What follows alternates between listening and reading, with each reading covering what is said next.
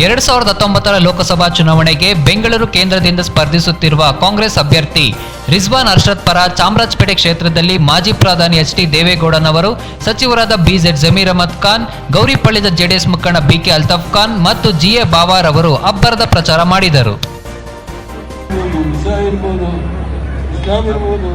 ಎಲ್ಲರೂ ಒಟ್ಟು ಒಂದು ತಾಯಿಯ ಭಾರತಾಂಬೆಯ ಮಕ್ಕಳಾಗಿ ಬದುಕಬೇಕು ಅಂತ ಹೇಳಿ ಎಲ್ಲರಿಗೂ ರಕ್ಷಣೆ ಕೊಟ್ಟಿದ್ದಾರೆ ಅಂಬೇಡ್ಕರ್ ಸಂವಿಧಾನದಲ್ಲಿ.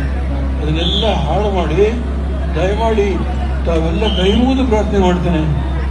ಇದು ಒಂದು ಕಡೆ ಇವತ್ತೇ ನಾನು ಮಾತನಾಡಿದ ದೇವೇಗೌಡರು ಅಂತಲ್ಲ, ದಯಮಾಡಿ ನಾನು ಏನೇನು ಬೆಂಗಳೂರಿಗೆ ಮಾಡಿದೆ ಅಂತ ಟೈಮ್ ಬಂದಾಗ ಹೇಳ್ತೇನೆ. ದಯಮಾಡಿ ಈ ಸಂದರ್ಭ ನಾನು ಕೊನೆ ಮಾತು ಹೇಳ್ತೇನೆ. ಇಲ್ಲಿ ಮೂರು ಕಡೆ ಒಳ್ಳೆ ಪವಿತ್ರ ಸ್ಥಳ ಇದೆ. ನಾನು ಪಾರ್ಲಿಮೆಂಟಲ್ಲಿ ನಿಲ್ಲದಿಲ್ಲ ಸರ್ ಅಂತ ಹೇಳಿದೆ. ಕೊನೆಯ ದಿನ ನೀವು ಅನೇಕ ಟಿವಿಗಳು ನೋಡಿರ್ಬೋದು, ತಿಳ್ಕೊಂಡಿರ್ಬೋದು. ನನಗೆ 29 ವರ್ಷ ಪಾರ್ಲಿಮೆಂಟಲ್ಲಿದ್ದೇನೆ, ಪ್ರಧಾನಮಂತ್ರಿ ಆಗಿದ್ದೇನೆ. ನಾನು ನಿಲ್ಲೋದಿಲ್ಲ, ಈ ದೇಶದಲ್ಲಿ ನಡೆಯೋ ವ್ಯವಸ್ಥೆಯನ್ನು ನೋಡಿ ನಿಲ್ಲೋದಿಲ್ಲ ಅಂತ ಹೇಳಿ ಬಂದೆ.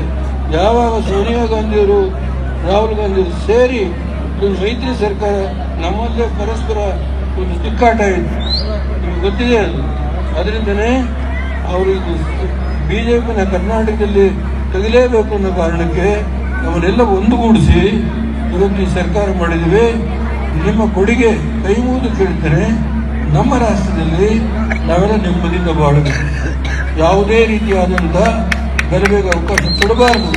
ಧರ್ಮಗಳಲ್ಲಿ ತಿಕ್ಕಾಟ ಮಾಡಬಾರದು. ಎಲ್ಲ ಧರ್ಮವೂ ನಾವು ಪ್ರೀತಿಯಿಂದ, ವಿಶ್ವಾಸದಿಂದ ಗೌರವಿಸಬೇಕು. ಆಗಲೇ ದೇಶಕ್ಕೆ ನೆಮ್ಮದಿ ಬರುತ್ತೆ.